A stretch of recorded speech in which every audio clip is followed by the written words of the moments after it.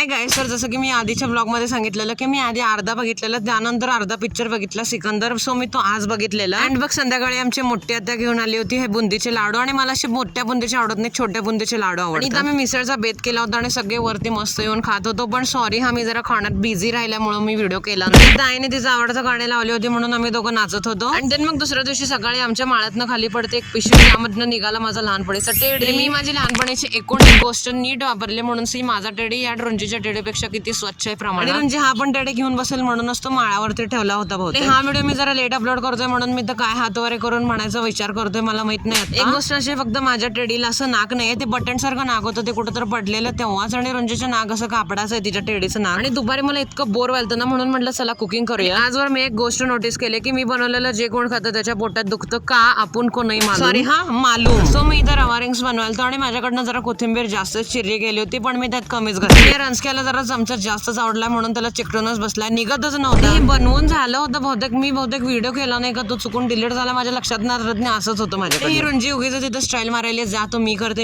हिला घंटा यातलं काही कळत नाही. पण तरी जरा मी हातभार लावला, नाही तर कसं फूड चांगलं होईल. माहिती मी काल आमची मोठी आत्या सांगून गेलते की उद्या आपण चकोल्या करत, आणि ती आलीच नाही. आय रिअली डोंट नो की कशासाठी. आणि ऐनवेळेला आमचा काहीतरी प्लॅन चेंज झाला म्हणून आम्ही इथं बाजूला गेलो होतो, प्रसाद होता मंदिरात, तिथे माझं स्टोरेज इतकं भरलं होतं ना, एक सेकंदाचा व्हिडिओ करायचा होता, त्यामध्ये जागा नव्हती. मी आदले सगळे व्हिडिओज माझ्या आता कम्प्युटरमध्ये घुमणार. आमच्या सीपीयूचं इकडचं सॉकेट खराब आहे म्हणून मी प्रिंटरची वायर काढून इथं लावली. काय झालं, प्रिंटर आहे ना त्याची वरचं एक असं मोठं हुक असतं ना, ते वर लावायचं असतं आणि ही वायर पातळ इथं लावायची. आणि मला माहित नाही की ते वरचं तिथं लावलंय, माझ्या डोक्यातनंच गेलं ते. आणि मी या पातळ वायरच्या त्या पुढच्या सॉकेटला हात लावला आणि मला करंट लागला तो लागलाच करंट, पण कम्प्युटरला माझ्यापेक्षा 10 पटीने जास्त करंट लागला, कारण माझ्यात पण तेवढीच इलेक्ट्रिसिटी. सगळ्यांना जळतो ना, म्हणजे सॉरी सगळे माझ्यावर जळतात ना,